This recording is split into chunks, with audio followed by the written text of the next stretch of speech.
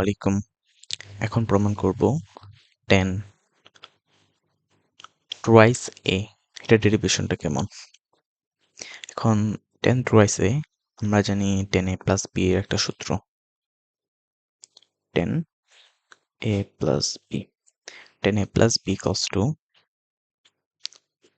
tan a plus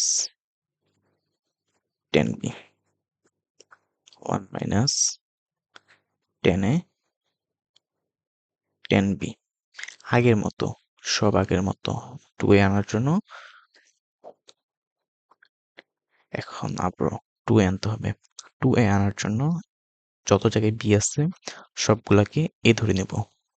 b equals to a, তাহলে a plus b এর জায়গায় হবে a।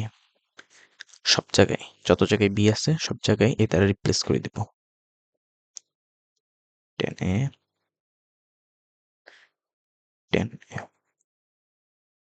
1 মাইনাস tan a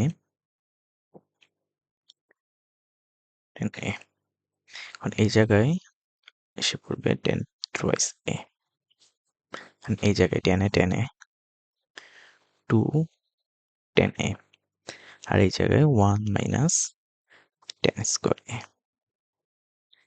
এটাই অ্যান্সার।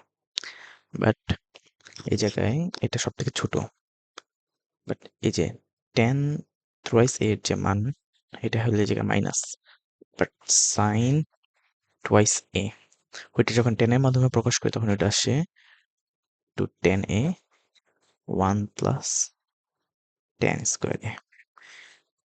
এই যে এটা হলো পার্থক্য, মেন পার্থক্য। এই জায়গায় হলো মাইনাস আর এই জায়গায় প্লাস, সাইনের ক্ষেত্রে প্লাস আর tan এর ক্ষেত্রে মাইনাস।